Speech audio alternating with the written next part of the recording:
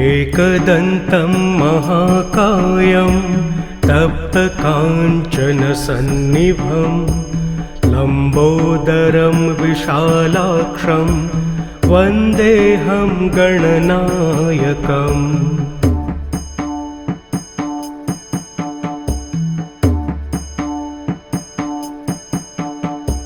मौजे कृष्णाजिनधरं नागयज्ञोपवीतिनं बालेन्दुशुक्लामौलिं वन्देऽहं गणनायकम्।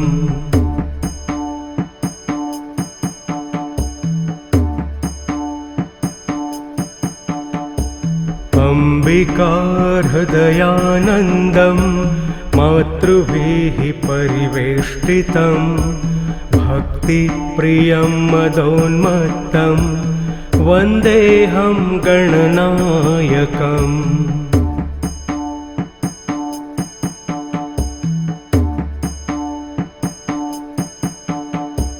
चित्ररत्नविचित्राङ्गं चित्रमालाविभूषितं चित्ररूपधरं देवं वन्देऽहं गणनायकम्।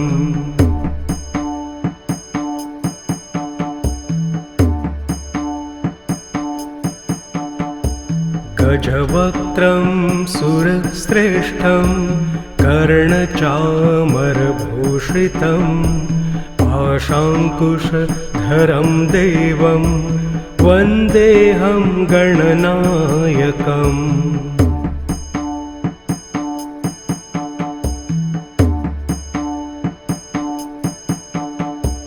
मूषकोत्तममारुह्य देवासुरमहाहवे योद्धुकामं महावीर्यं वन्देऽहं गणनायकम्।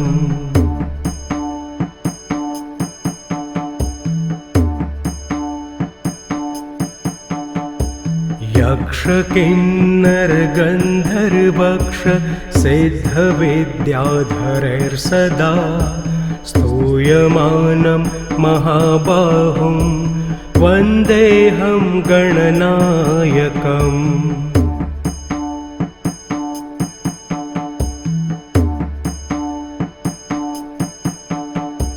सर्वविघ्नहरं देवं सर्वविघ्नविवर्जितं सर्वसिद्धिप्रदातारं वन्देऽहं गणनायकम्।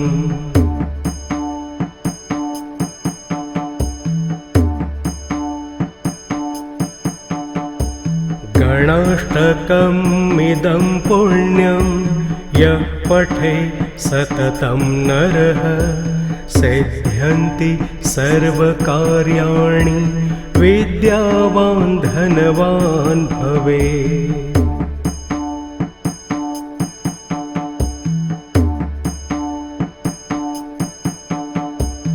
इति श्रीगणनायकाष्टकं सम्पूर्णम्।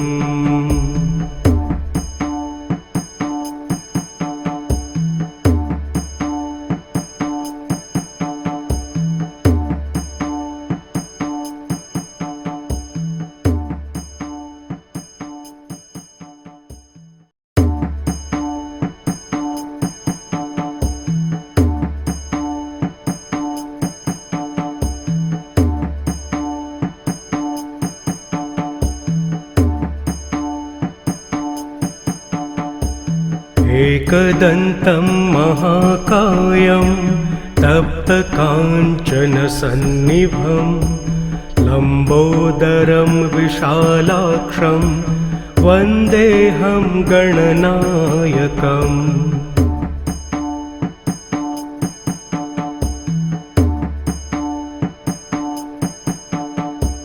मौजे कृष्णाजिनधरं नागयज्ञोपवीतिनं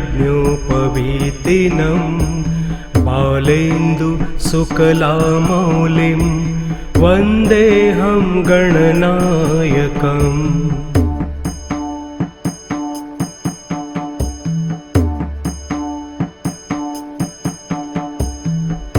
अम्बिकाहृदयानन्दं मातृभिः परिवेष्टितं भक्तिप्रियं मदोन्मत्तं वन्देऽहं गणनायकम्।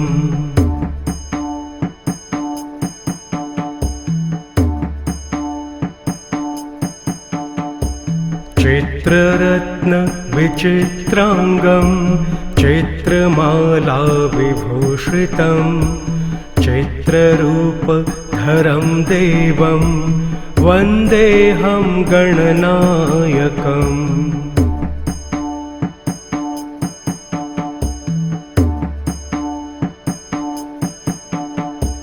गजवक्त्रं सुरश्रेष्ठं कर्णचामरभूषितं पाशाङ्कुशधरं देवं वन्देऽहं गणनायकम्।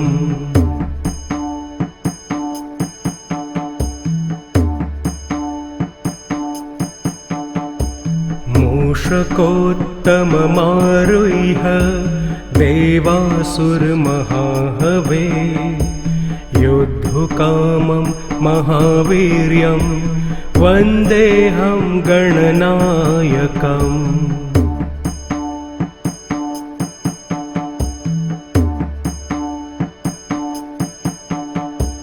यक्षकिन्नरगन्धर्वक्ष सिद्धविद्याधरैर्सदा स्तूयमानं महाबाहुं वन्देऽहं गणनायकम्।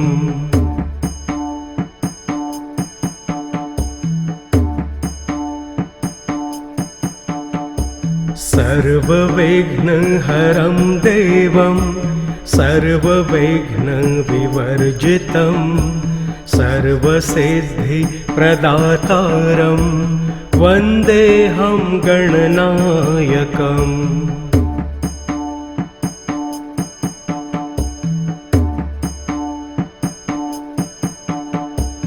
गणाष्टकमिदं पुण्यं यः पठे सततं नरः सिद्ध्यन्ति सर्वकार्याणि विद्यावान् धनवान् भवेत्।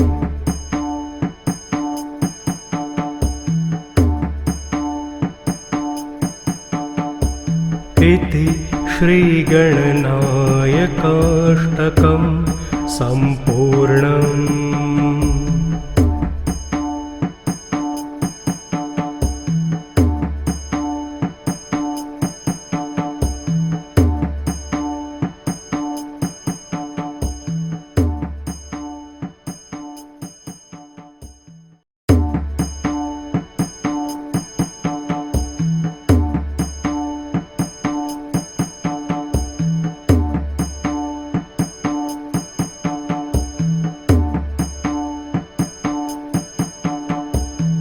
एकदन्तं महाकायं तप्तकाञ्चनसन्निभं लम्बोदरं विशालाक्षं वन्देऽहं गणनायकम्।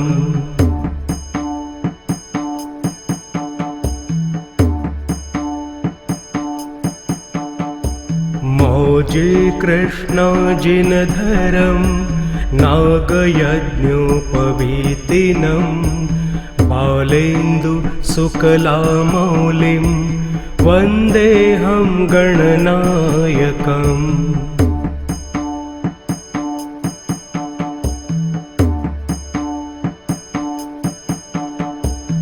अम्बिकाहृदयानन्दं मातृभिः परिवेष्टितं भक्तिप्रियं मदोन्मत्तं वन्देऽहं गणनायकम्।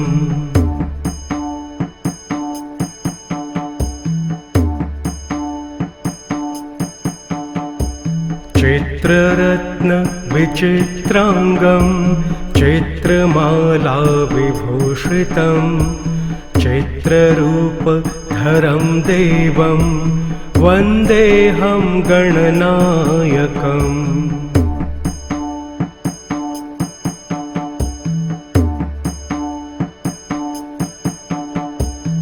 गजवक्त्रं सुरश्रेष्ठं कर्णचामरभूषितं पाशाङ्कुशधरं देवं वन्देऽहं गणनायकम्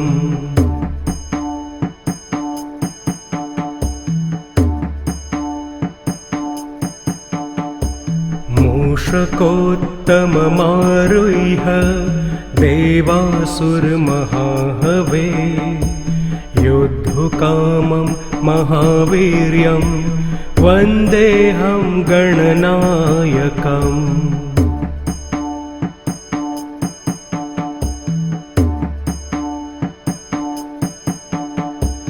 यक्षकिन्नरगन्धर्वक्ष सिद्धविद्याधरैर्सदा स्तूयमानं महाबाहुं वन्देऽहं गणनायकम्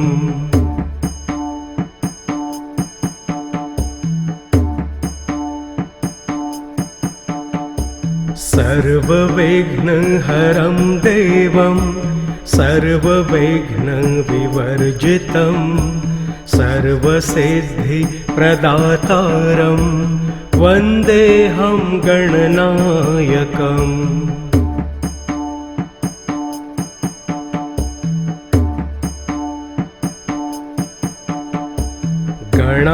गणाष्टकमिदं पुण्यं यः पठे सततं नरः सिद्ध्यन्ति सर्वकार्याणि विद्यावान् धनवान् भवेत्।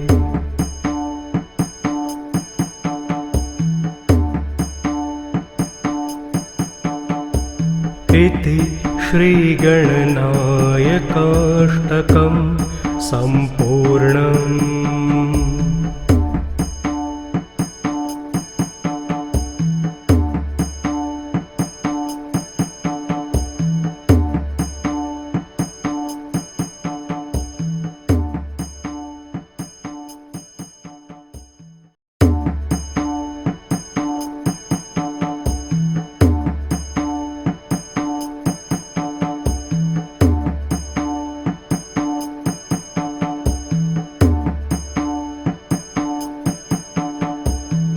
एकदन्तं महाकायं तप्तकाञ्चनसन्निभं लम्बोदरं विशालाक्षं वन्देऽहं गणनायकम्।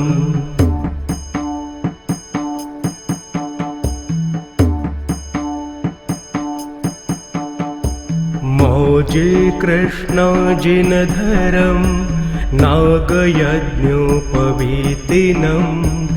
बालेन्दुशुक्लामौलिं वन्देऽहं गणनायकम्।